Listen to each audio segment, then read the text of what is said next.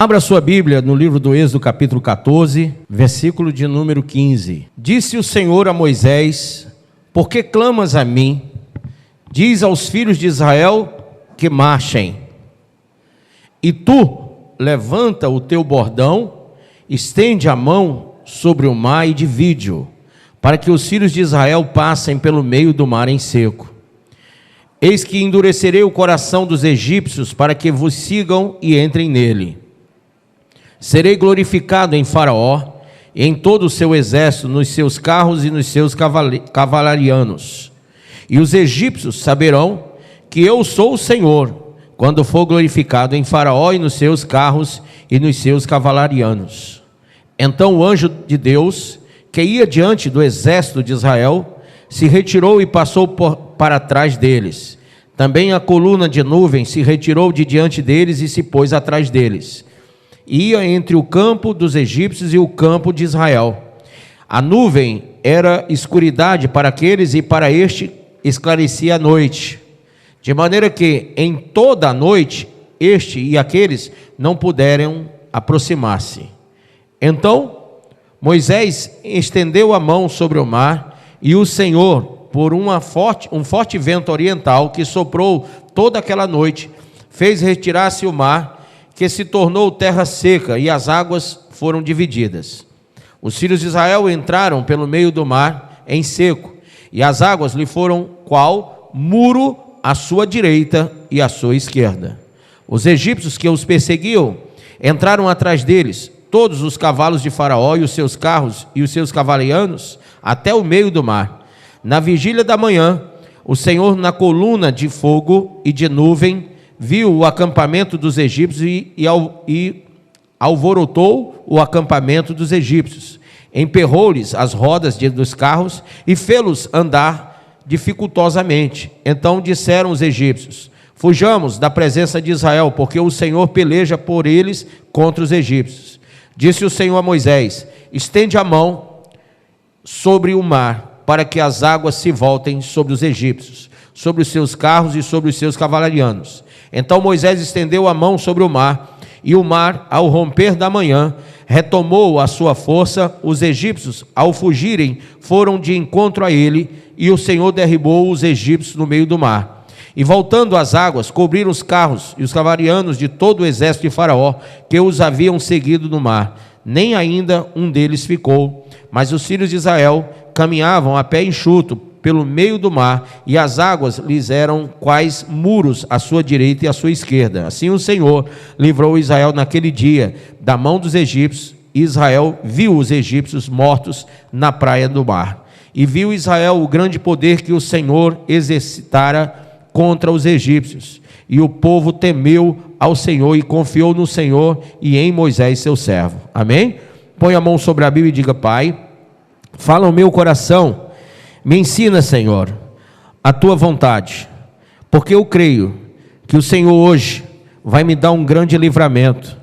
Até porque, Pai, nós entendemos que a hora é essa, quando os verdadeiros adoradores devem te adorar em espírito e em verdade.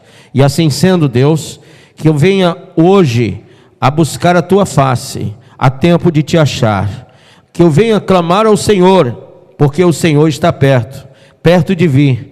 E em todo lugar onde eu esteja habitando nessa terra, haja manifestação da salvação e da glória de Deus Pai, em nome de Jesus. Quem crê, diga amém. Pode sentar. Queridos, claro e evidente que o Senhor, Ele protegeu o seu povo. Primeiro, a Bíblia diz que Ele colocou uma liderança forte, amém? Até porque, irmãos, ovelhas têm pastores, filhos têm pais, e o rebanho de Deus, os filhos de Deus, têm o Senhor como pai e como pastor, amém? No entanto, aqui na terra, nós devemos ser instruídos. Para estarmos na mão de Deus, nós temos que ser conduzidos. Há alguns fatos que são importantes para a gente poder perceber a mão de Deus na nossa vida. Dentre todos os fatos, nós devemos aceitar o fato de que devemos ser conduzidos para fora do pecado. Amém? Porque quando nós começamos a entender Romanos 6,23, que diz que o salário do pecado é a morte, e todos nós sabemos que estamos afastados de Deus por causa do pecado, da transgressão, muita gente não percebe que o motivo do afastamento de Deus é a transgressão. Isaías 59 diz: os vossos pecados fazem separação entre vós e o vosso Deus, para que ele não vos ouça. E isso é um fato. Quando uma pessoa vive em transgressão ao propósito de Deus, ao chamamento da salvação, ela vive numa escravidão, seja física, seja espiritual. Toda transgressão traz, de uma forma evidente, às vezes de uma forma muito lógica, visível, palpável, e às vezes não. Às vezes a cegueira é tão grande que as pessoas não percebem que estão aprisionadas. Até porque a Bíblia diz que o Deus desse século, o século que nós não devemos amar, o século que nós não devemos nos conformar com ele, Romanos 12, ele cegou o entendimento. E eu falava sobre isso essa semana. Irmãos, é importante a gente perceber que há coisas que são fatos, mas a gente não entende, a gente não enxerga os fatos. Veja, por exemplo, há coisas que são absolutamente tão certas de você perceber, que você dá até nota para elas. Exemplo, quem aqui não sabe o que é certo na vida e o que é errado, e tenta sempre pautar a sua vida naquilo que você tem a conivência espiritual ou a sabedoria de entender que aquilo é errado? Você está sempre se afastando do errado, ou pelo menos vendo que é errado, não está em conluio com aquilo. Nós temos essa percepção, foi dada por Deus a nós. Nós temos um entendimento que Deus nos fez nascer com Ele, para que a gente possa perceber luz e trevas. Desde a criação, desde do Gênesis 1, que o Senhor fez separação entre luz e trevas, Deus deu ao homem uma capacidade de perceber o que é luz e o que é treva, o que é bom e o que é mal, o que é certo e o que é errado. Essa visão todo homem natural tem, ainda que ele esteja cego pelo pecado, mas há uma percepção interior que aponta o pecado.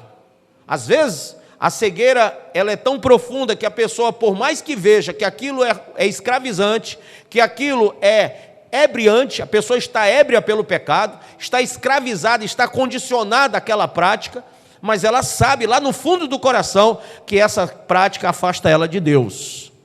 Ora, quando em Romanos capítulo 1, Paulo aponta a conivência do homem no pecado da homossexualidade, ou da mulher no lesbianismo, a gente diz, poxa, mas Paulo está afrontando a igreja de Roma por causa da prática romana de vida. A sociedade em Roma, como a sociedade na Grécia, tinha isso como uma prática normal, e isso não era normal desde o princípio. E Paulo começa a apontar e afrontar aquela igreja com os princípios morais, com os princípios da palavra de Deus. Ele que subiu até o terceiro céu e recebeu a revelação, começa a dizer em Roma, começa a dizer no meio dos gregos, começa a mostrar o que é o certo perante Deus. E aí ele cita a lei, ele cita os textos lá em Levítico, ele vai citar todo o ensinamento apostólico, e ele vai começar a trazer luz para o coração daqueles homens que estavam embriagados pelo pecado, estavam escravizados, mas não viam. Fato é, irmãos, que há uma visão muito importante a ser salientada em relação a Israel no Egito e ao povo da graça em Cristo Jesus. É que os dois foram tirados de um momento de escravidão. Os dois foram tirados de uma prisão que estavam vivenciando. Infelizmente, os primeiros que foram tirados, com mão forte, com mão de poder mesmo, que Deus abre o mar vermelho e Deus mostra na cara deles que Deus, que Deus é poderoso, eles, por mais que vissem o mar se abrindo, e vendo a coluna de fogo, e vendo a nuvem que estava entre eles e os egípcios, eles não se deram por avisados. E eles tiveram, notoriamente a presença de Deus no meio deles. O Senhor descia sobre aquele tabernáculo, e a Bíblia diz que havia ali uma presença gloriosa de Deus, e todo o povo se ajoelhava perante as suas tendas, voltados para aquela tenda da congregação, e eles viam a glória de Deus descendo naquela tenda, e o rosto de Moisés, quando descia do Sinai, estava iluminado, que eles não conseguiam nem sequer encarar o rosto de Moisés. Eles viram tudo isso. Mas apesar de terem visto, de terem vislumbrado toda a glória e todo o poder de Deus, e terem sido resgatados com 10 pragas que foram lançadas sobre o Egito, terem sido levados por todo o deserto até a terra prometida, e lá na terra prometida o Senhor assentou cada um em sua terra, cada um em sua possessão com poder, e destruiu os heveus, os heteus, os gigazeus, os amorreus e todos os povos cananeus que estavam ali, e eram povos gigantes, eram povos numerosos. Todos que tentaram resistir não puderam resistir, porque o Senhor estava à frente do seu povo. Amém? Apesar de tudo isso, a escravidão de Israel continuou. Por quê? Porque eles pensaram consigo mesmos: saímos do Egito, já não somos mais escravos. Infelizmente, a escravidão não estava apenas no Egito, mas na vida espiritual de Israel. É que há uma coisa que eles receberam dentro do Egito que eles não se libertaram, porque não quiseram. Veja, um egípcio aprendia em sua religião que quando um faraó, ou quando alguém da alta sociedade egípcia, ou mesmo um egípcio lá, um homem comum, quando morriam, eles tinham que ter um enterro diferente, tá? Eles colocavam, mumificavam as pessoas que morriam, principalmente os mais ricos, os mais abastados, eles eram mumificados. E a caixa torácica dessa pessoa que morria, ela era aberta e era retirado um coração de carne, aquele coração que todos temos, era retirado dessa caixa torácica e era feito, esculpido, um coração de pedra, e era colocado naquela caixa e era costurado e fechado por toda a eternidade, porque eles diziam que aquele morto um dia iria reviver, e aquela mumificação e aquele coração deveria resistir ao tempo.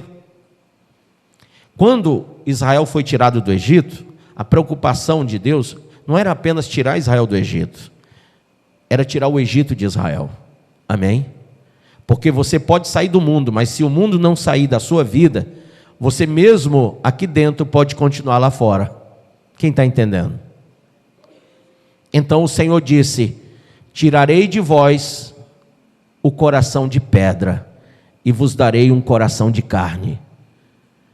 Sabe o que é isso? O Senhor estava dizendo a Israel: eu não quero só tirar vocês do Egito, mas eu quero que o Egito saia de dentro de vocês, porque vocês estão com um coração de pedra. O coração de vocês está pedrificado como aqueles que eram mumificados, e eu não chamei vocês para terem corações duros, mas eu chamei vocês para serem sensíveis à minha voz. Por isso, o deserto levou 40 anos. 40 anos que eles tiveram que ver o poder de Deus na vida deles. 40 anos que eles foram resistidos por várias nações. Não precisava daquilo, o caminho era fácil de ser trilhado. Se você não conhece geograficamente aquela região, o Senhor poderia ter guiado eles por um caminho onde eles chegariam em Canaã, no máximo em 3, 4 dias. Mas levaram 40 anos rodando no deserto, porque enquanto o coração duro resistia, a tribulação continuava, o problema continuava. Enquanto aquele povo não tirava o coração de pedra e recebia o coração de carne, ou seja, não se dispunha a servir ao Senhor de todo o coração, com toda a força do entendimento, como o Senhor havia chamado, eles continuavam rodando no deserto. E tem muita gente cristã que diz: olha, eu me converti a Cristo, hoje eu frequento a igreja, mas ainda tem o coração de pedra, que resiste à voz do Espírito Santo. Se você ler Tessalonicenses capítulo 5, diz que nós não podemos extinguir o Espírito de Deus, e não devemos ter a aparência do mal. Se você ler Romanos 12, diz que você não deve se conformar com esse mundo, mas deve se renovar no entendimento, para ver a boa, perfeita e agradável vontade de Deus. Quando você vai ler o livro de Colossenses capítulo 3, você percebe lá em Colossenses que a avareza é idolatria, e muitos estão idolatrando o mundo. E quando a gente vai caminhando nas cartas de Paulo, vai percebendo a vontade de Deus de uma forma desértica. Sabe, o cristão, ele aceita Jesus hoje, mas ele tem que entrar no deserto da vida cristã. E esse deserto da vida cristã não é uma escolha de Deus para você, é a sua escolha para você mesmo. Porque por Deus, você hoje mesmo estaria com Ele no paraíso. Não foi o que Ele disse para aquele homem da cruz? Pela vontade de Deus, nenhum de nós pereceríamos, nenhum de nós estaríamos vivenciando tribulações e dificuldades como temos passado. Mas pelo coração duro dos homens, no passado, tiveram que atravessar um deserto durante 40 anos. E quantos anos já estão demorando a sua vida cristã no meio desse deserto? Faz quanto tempo que você levantou a mão dizendo que aceitava Jesus, mas você ainda continua com o coração endurecido? E tinha um nome para aquele coração. Alguns chamavam, e alguns arqueólogos chamam de escaravelho. Escaravelho era o nome dado ao coração esculpido de pedra e colocado no peito dos egípcios, que eram mumificados. E quantos irmãos estão com aquele escaravelho, estão com aquele coração de pedra, que quando ouvem a palavra, resistem à voz de Deus, resistem à voz do Espírito Santo, que nos convence do pecado, do juízo e da justiça? Quantos ainda são idólatras? Quantos ainda são prostitutos? Quantos são adúlteros? Quantos estão ainda efeminados, mesmo tendo saído da sodomia, mas continuam efeminados? Quantos irmãos ainda estão resistindo por causa da soberba da vida, do orgulho, com os cuidados desse mundo, afogado dos prazeres dessa terra? O teu deserto, mesmo dentro de uma igreja, pode continuar, até que você entregue o seu corpo, a sua alma e o seu espírito a Deus. Até que você realmente tenha uma visão completa do chamado de Cristo. Deus não chamou você para frequentar a igreja, Deus chamou você para ser corpo de Cristo. Deus não chamou você para ser um membro isolado, mas para ser parte do corpo que vive e reina para sempre. Então Deus não deu a você uma visão tacanha de que você pode ficar distante dele e mesmo assim estar perto. Não. Ele mesmo disse: esse povo me louva com os lábios, mas o seu coração está distante de mim. Deus está sempre olhando para o coração do homem.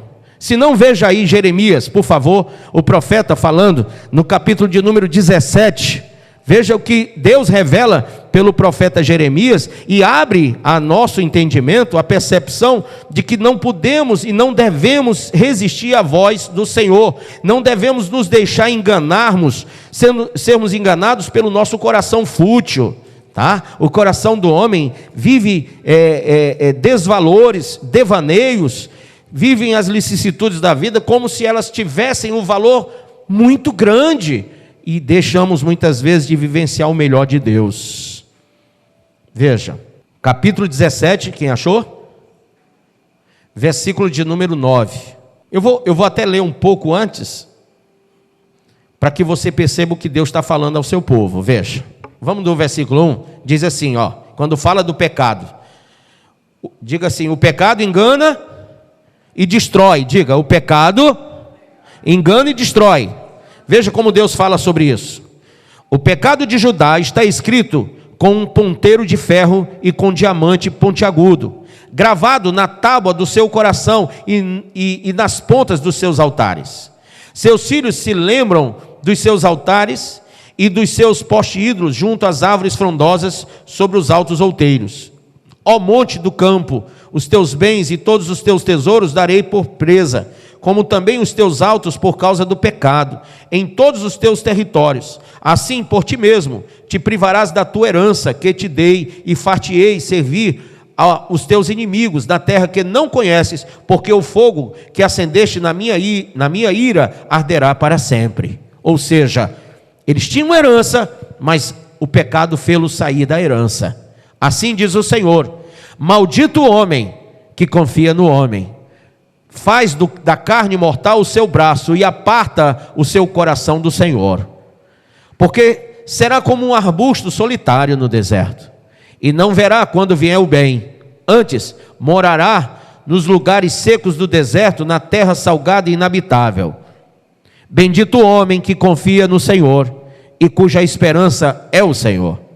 Porque ele é como a árvore plantada junto às águas, que estende as suas raízes para o ribeiro e não receia quando vem o calor, mas a sua folha fica verde, e no ano da sequidão não se perturba, nem deixa de dar fruto.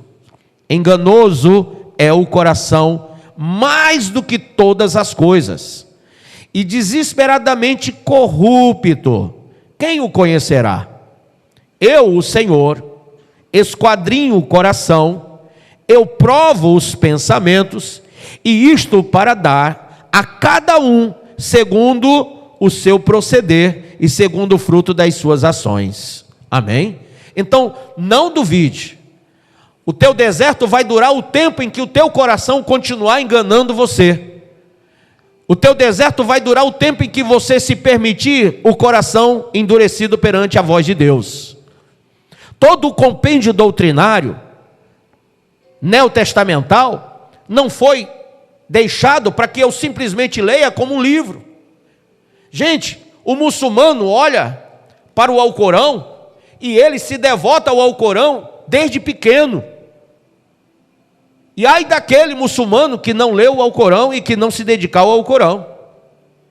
O kardecista, quando vai ler as escrituras de Allan Kardec, um médico francês que faleceu, e José Hipólito usou o nome dele como espírito revelador do kardecismo, quando ele lê a doutrina kardecista, ele se aprofunda em vários encontros, em vários estudos, para obedecer o kardecismo. E a prática principal de um kardecista são as boas obras.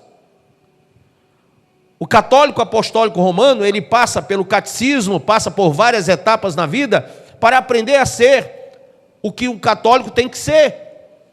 E ele vai à missa, mesmo sem entender o que está sendo falado. Durante muito tempo as missas eram rezadas, eram faladas em latim, e muita gente ia, não entendia, mas continuava indo. E hoje é em português, mas um povo que não lê a palavra não entende.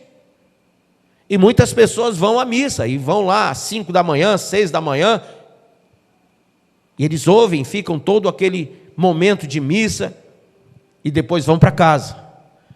O mandista, o quirombandista, o macumbeiro, ele vai e faz aquele culto afro, e ele passa a sua devoção e se dedica aos Exus, aos caboclos e aos guias. Gente, horas e horas, dias e dias, e eles não param de clamar aos seus deuses afros.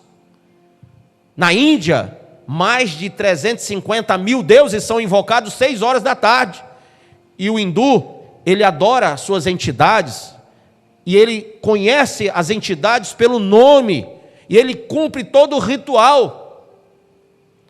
Nós ficamos falando apenas de algumas das religiões do mundo. Se você for entrar pelos países da África, são vários os deuses que são invocados lá. E a minha pergunta, a pergunta que eu faço, é por que o cristão, quando ele resolve entregar a sua vida a Cristo, ele não se apercebe no reino de Deus como alguém que tem que se aprofundar na palavra e no Espírito?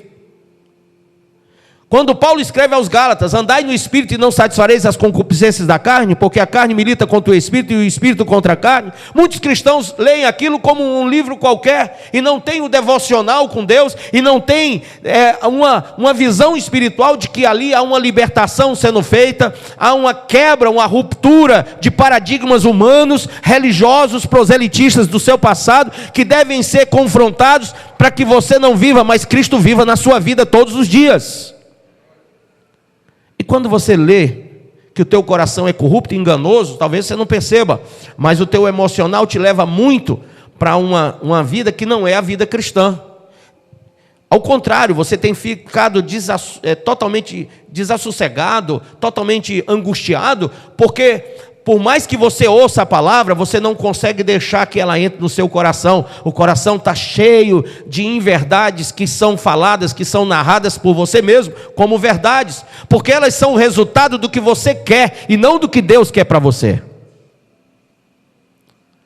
Gente, Deus mostrou o que queria com Israel abrindo o Mar Vermelho, amém? Deus mostrou o que queria com Israel lançando 10 pragas no Egito. Isso é forte ou não é? Diga amém. Agora eu vou dizer o que é mais forte do que isso.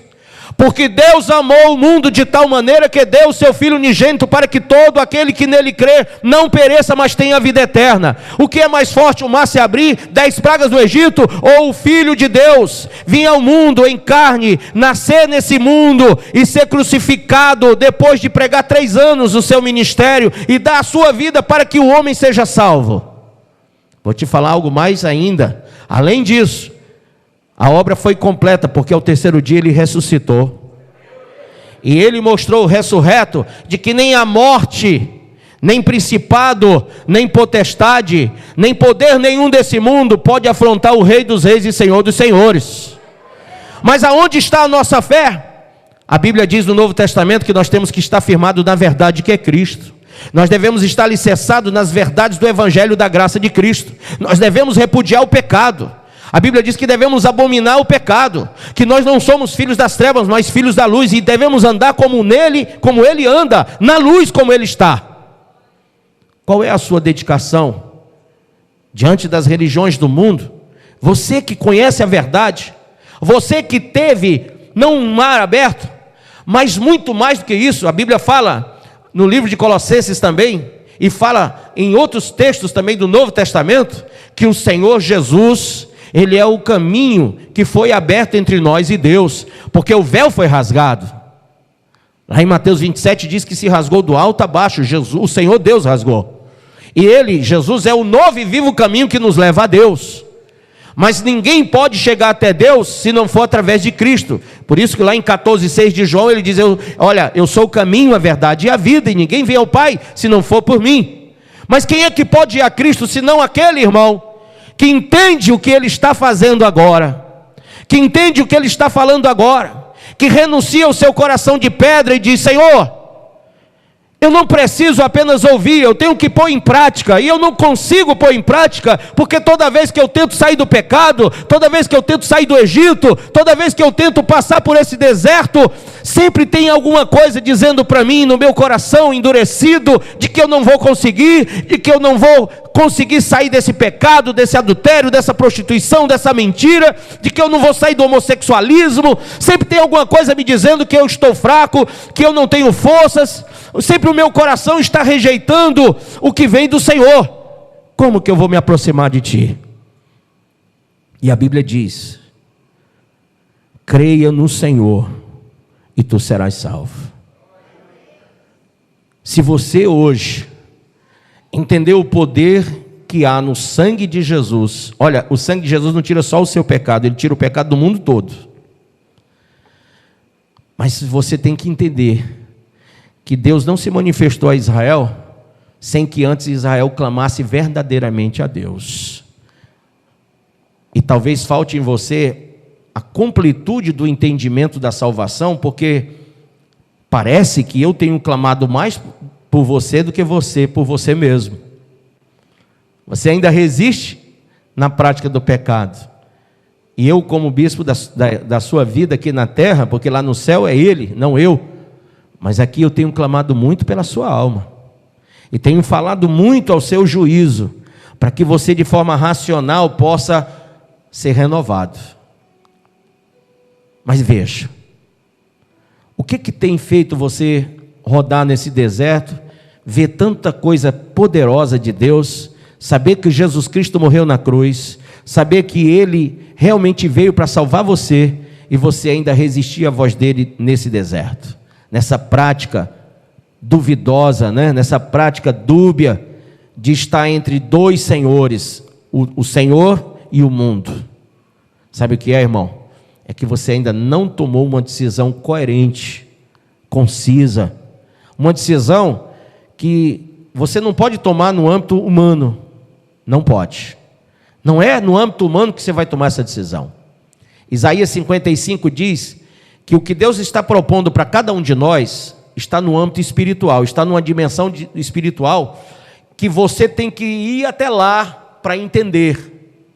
Porque, segundo Paulo, no capítulo 2 de 1 Coríntios, as coisas que a gente não vê, que não ouve, que não chega ao coração de homens, são reveladas pelo Espírito. Então eu tenho que ir no âmbito espiritual, lá de Isaías 55, entender o pensamento de Deus que não é o meu, entender o caminho de Deus que não é o meu. Amém? Então abra Isaías 55, por favor. Livro do profeta Isaías, voltando só um pouquinho aí do profeta Jeremias, você já vai ver Isaías, capítulo 55. Amém? Podemos ler? Verso 6. Buscai o Senhor enquanto se pode achar. Invocai-o enquanto está perto. Irmão, que tempo é esse que você pode achar o Senhor? Tinha um jogador, não sei de qual time da Itália, mas eu estava vendo aí essa semana, jogador de um time aí da Itália. E ele estava no meio do campo olhando, olhou assim para a multidão, e olhou para o juiz que estava quase do lado dele, e agachou assim, e agachou, e de repente caiu para trás. Os médicos foram chamados, fizeram massagem cardíaca, mas não teve jeito. Ele morreu. Ele teve uma parada cardíaca e foi embora. Mas quem podia dizer que um atleta que tem sempre passado por exames médicos, que está sempre sendo acompanhado por uma equipe médica, no meio de um campo de futebol, praticando exercício, poderia simplesmente do nada, jovem, a flor da idade, menos de 30 anos, 20 e poucos anos, morrer. A jactância humana, ela geralmente nos leva às raias da loucura. Porque a gente pensa que a gente não vai morrer, quando a verdade é que estar vivo ou estar morto é uma realidade. Ainda ontem os meninos lá da Washington Soares estavam me falando, lá para dentro do bairro, um jovenzinho, uma criança de 15 anos estava andando na rua e recebeu um balaço, não sabe nem, ninguém sabe de quem foi. Um carro passou e atirou e matou uma criança, 15 aninhos. Em qualquer parte do Brasil e do mundo, isso acontece. Quem te garante que você vai dormir e que você vai acordar? Olha o que Tiago diz: a vossa vida é como um vapor que aparece e desaparece. A gente não sabe, mas jactanciosamente a gente fica pensando, não, até a gente chama isso de fé, eu tenho fé que amanhã eu estou acordado e vou viver mais uns 50 anos, e você procrastina nesses 50 anos o seu deserto. Sabe, um crente desviado, ou um crente esfriado, ou um crente no pecado, ele nunca pensa que vai morrer, por isso ele procrastina o pecado, ele procrastina a vida no mundo, ele procrastina as coisas de Deus na vida dele, ele sempre está deixando para depois o que tem que ser hoje. E a Bíblia diz: e se hoje alguém te pedir a alma, o que você vai responder? O que você tem para dar? Por isso, irmãos, aqui Isaías diz assim, veja: buscai o Senhor enquanto se pode achar, e invocai-o enquanto está perto. Deixe o perverso o seu caminho, e o iníquo, que é o iníquo? É quem pratica anomia. Anomia quer dizer iniquidade, perversidade, transgressão, pecado, concupiscência. Tá? Diz assim: deixe o perverso o seu caminho, o iníquo os seus pensamentos, converta-se a quem? Ao Senhor, que se compadecerá dele, e volte-se para o nosso Deus, porque é rico em perdoar. Amém? Aí você diz: puxa, mas Deus entende a minha situação e Ele vai me dar o tempo necessário para que eu tome uma atitude. A Bíblia não fala que Deus vai te dar tempo nenhum. A Bíblia diz: se hoje você ouvir a voz dEle, e Ele fala através do tempo, Ele fala através da natureza, Ele fala através do profeta, Ele fala através de um pastor, Ele fala através do Espírito dEle ao coração do homem. Mas essa procrastinação está ligado mais ao teu coração de pedra do que Deus está demorando para ti. Na verdade, Deus nunca demorou em te falar a verdade. Na verdade, Deus nunca temeu dizer a você, cara a cara, de que você é um miserável pecador que está caminhando para a sua própria destruição. Mas aqui diz assim: converta-se ao Senhor, que se compadecerá dele, e volte-se para o nosso Deus, porque Ele é rico em perdoar. E aí ele esclarece para você que o que você está pensando não é dele. Veja, porque os meus pensamentos não são os vossos pensamentos, nem os vossos caminhos os meus caminhos, diz o Senhor.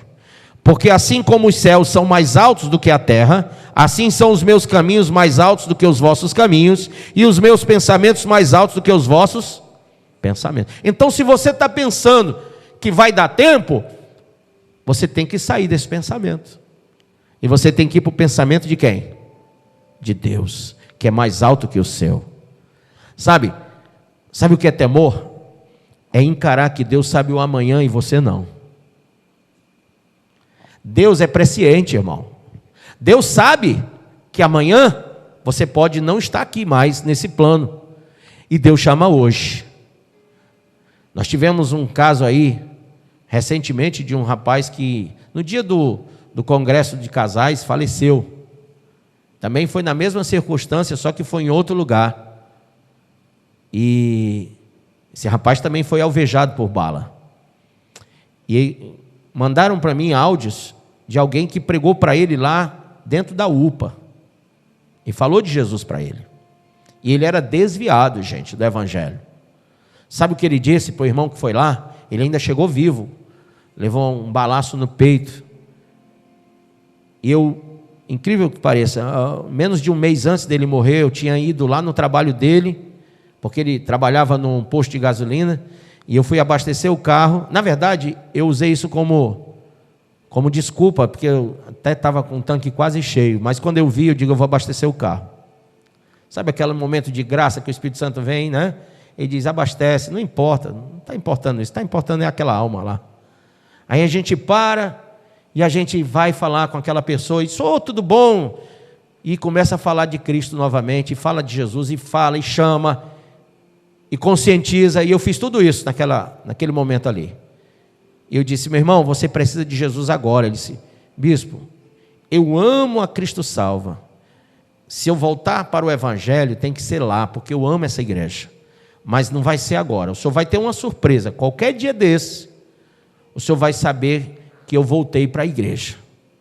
Eu disse, meu irmão, quem foi que te disse que o amanhã te pertence? Olha o que diz lá em Eclesiastes 9, versículo 10. Sabe o que diz? Diz assim, ó. O que tu tens de fazer, faze-o com toda a tua força agora.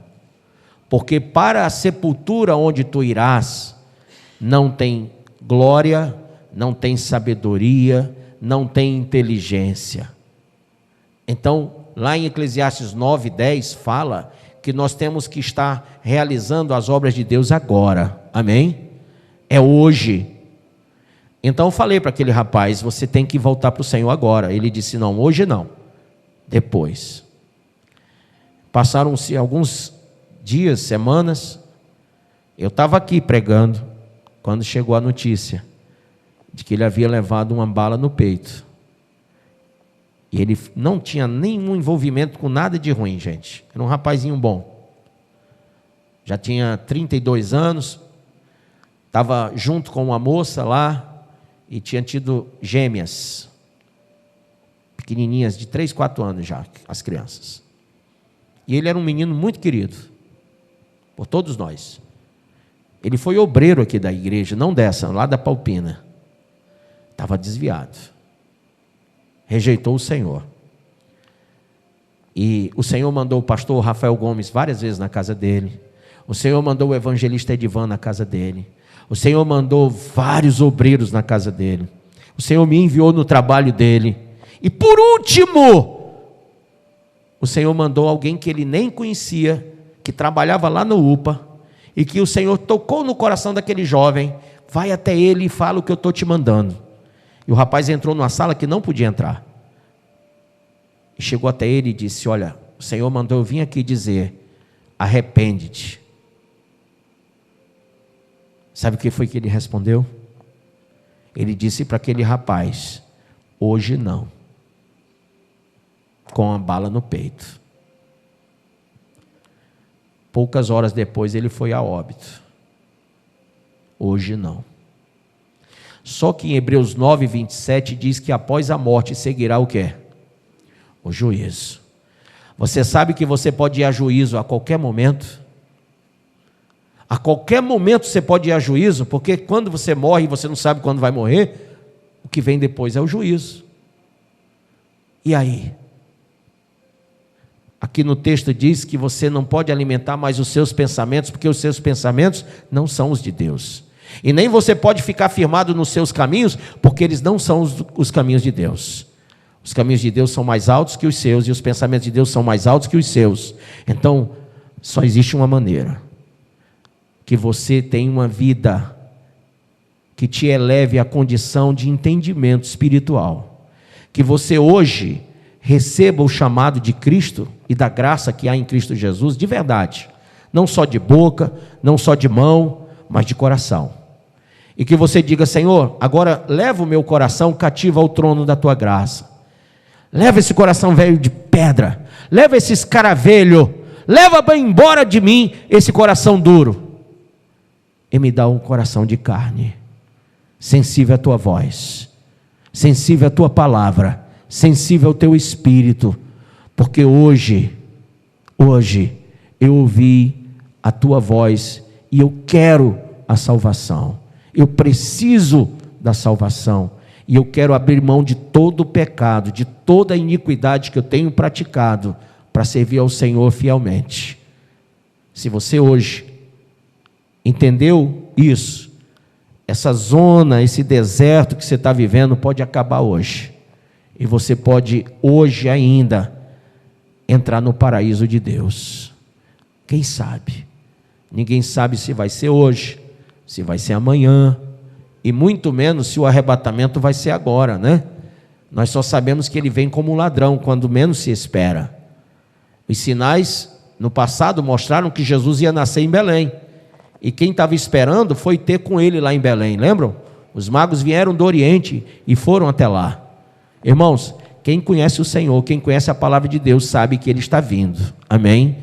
E eu tenho esperado o Senhor vir, eu tenho caminhado para perto dessa vinda, todos os dias, eu tenho percebido que Ele está por vir a qualquer momento, e eu não vou ficar de fora do arrebatamento, porque o meu coração me enganou, amém?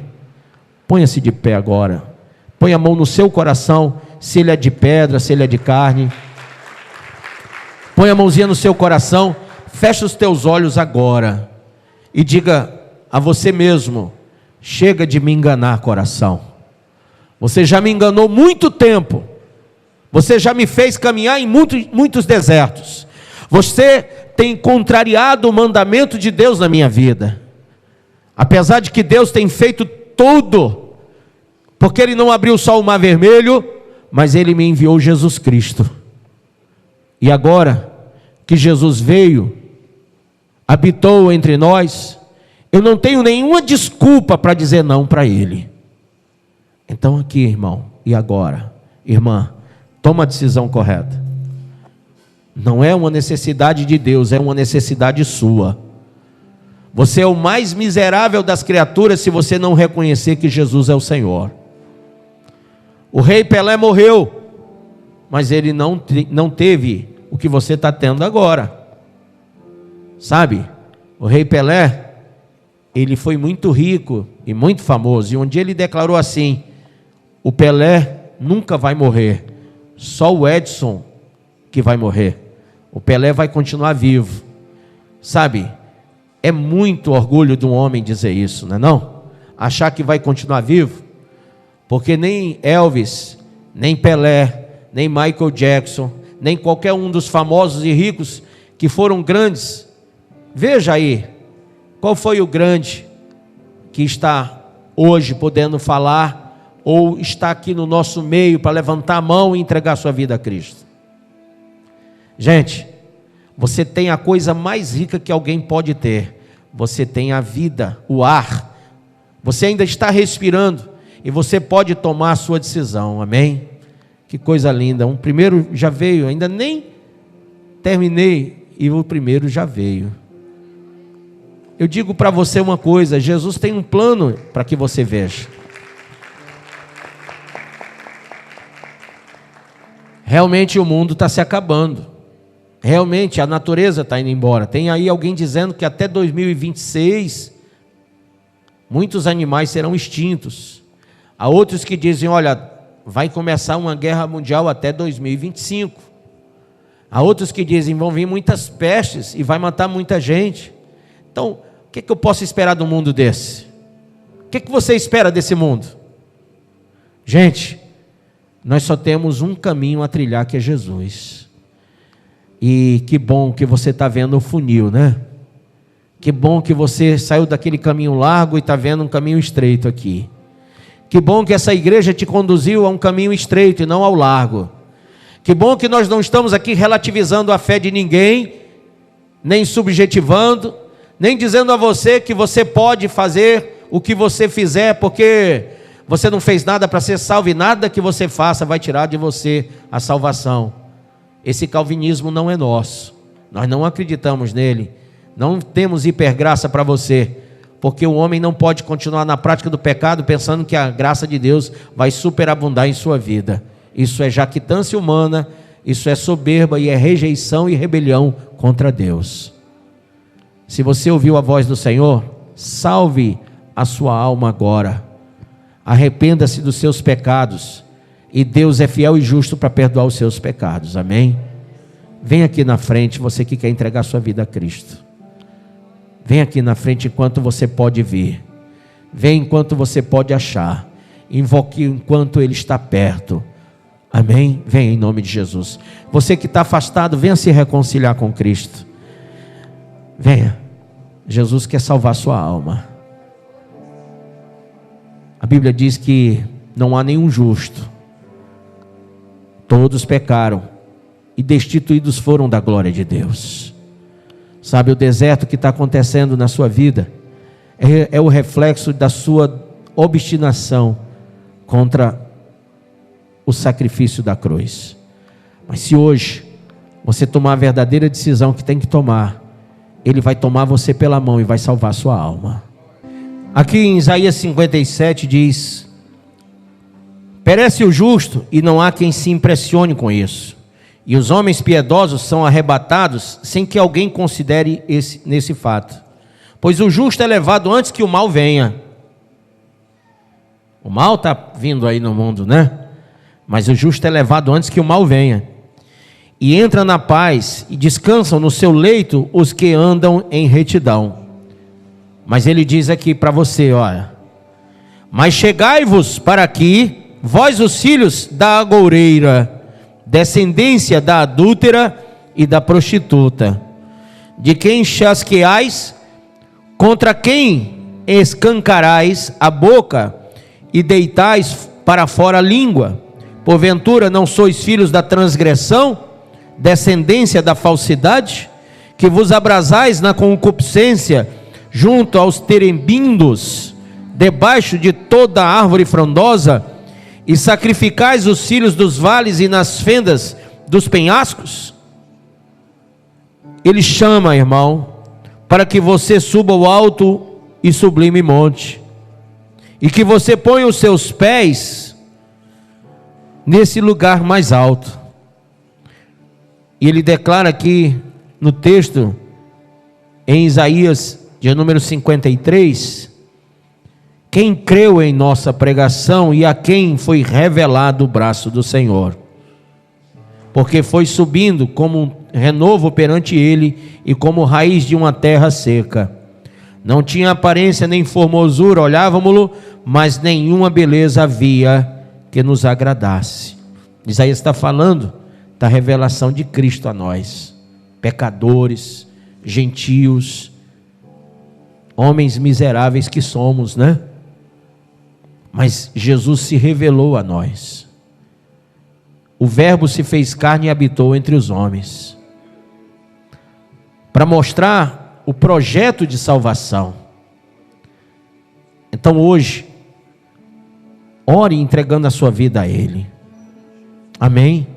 Diga: Senhor Jesus, eu te peço que essa revelação ilumine o meu coração, e mais ainda, que tire de mim, agora mesmo, esse coração duro.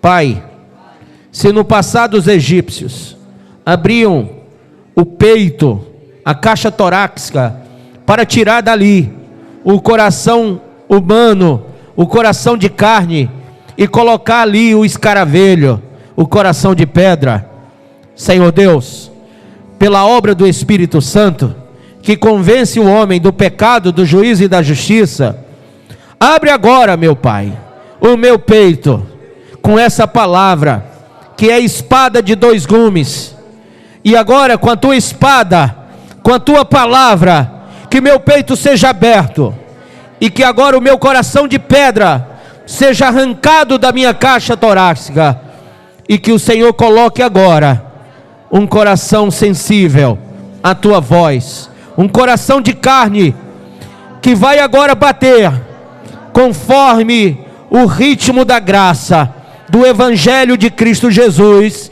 na cruz do Calvário.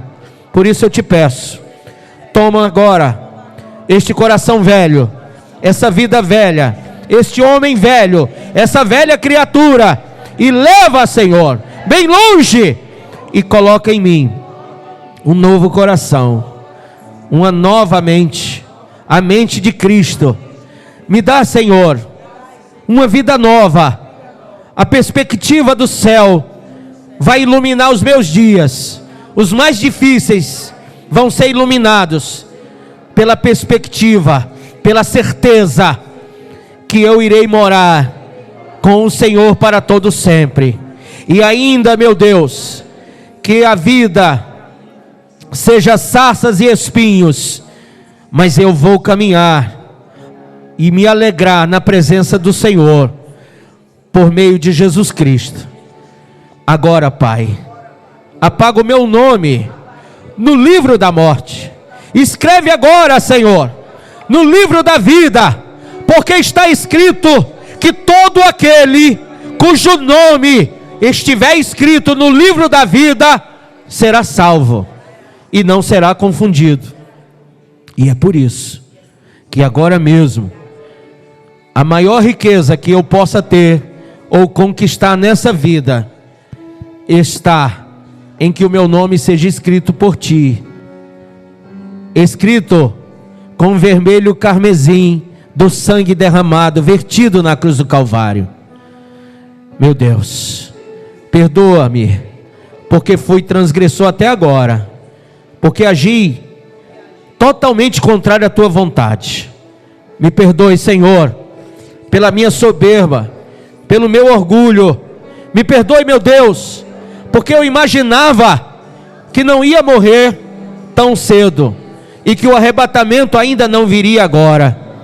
Tudo isso é vaidade, tudo isso é soberba humana, porque o mais certo é que hoje mesmo o Senhor pode pedir a minha alma, e eu não tenho nada a não ser que o Senhor agora me lave e me purifique com o teu sangue. Eu não tenho nada para pagar a dívida de todo o pecado que eu cometi. Só o sangue de Jesus pode servir de paga para que a justiça de Deus seja feita.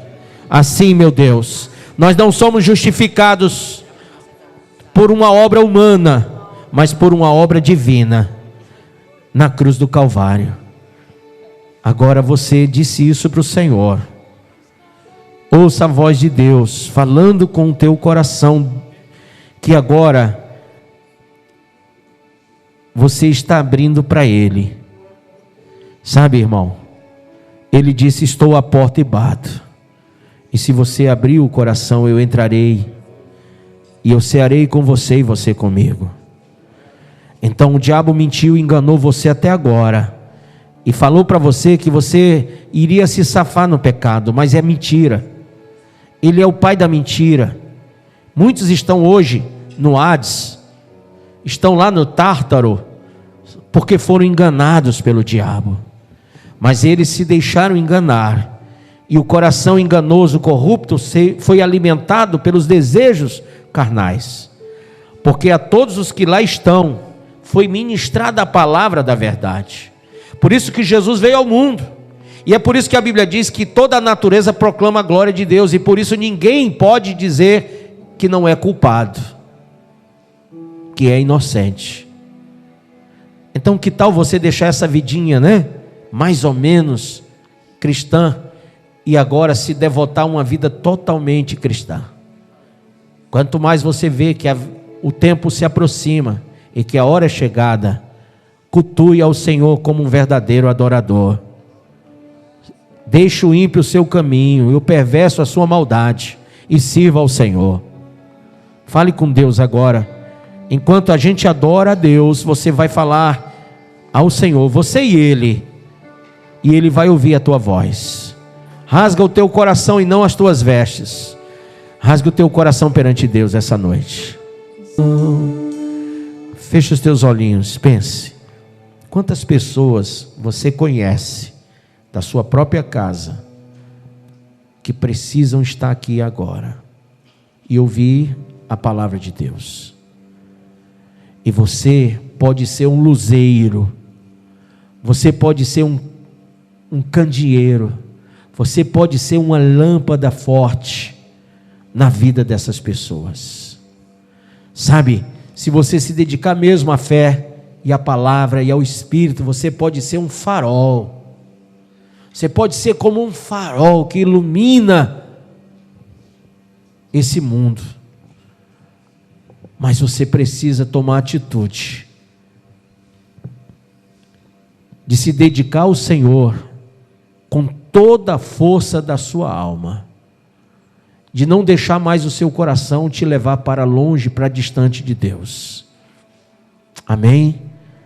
Pai, recebe no teu reino esses filhos que hoje, Senhor, estão aqui declarando que estão em Cristo, que rejeitaram o pecado, renunciaram ao mundo para servir o Senhor. Que não seja a vontade deles, mas a tua vontade através deles. Que almas sejam salvas, libertas, curadas através do testemunho e da palavra que esses luzeiros, que esses faróis vão acesos proclamar, prospectar para o mundo inteiro. Em nome de Jesus eu oro, abençoando e ligando no céu o que foi ligado na terra. Nós ligamos agora, Pai, o nome dessas almas no livro da vida, porque todos nós precisamos do teu perdão e da tua misericórdia eterna. Assim sendo, muito obrigado, Pai, muito obrigado, Filho, muito obrigado, Espírito Santo, porque o Senhor não nos deixou órfãos, mas o Senhor nos chamou para o reino eterno.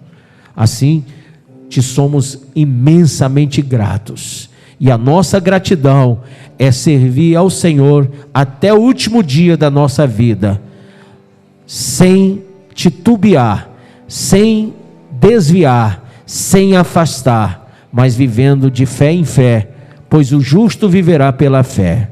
Em nome de Jesus, quem crê diga amém. Aplauda Jesus. Amém? Deus abençoe. E que você tome esse dia como o dia mais importante da sua vida, e que esse dia seja eternizado na glória do Senhor. Amém? Pode voltar ao seu lugar.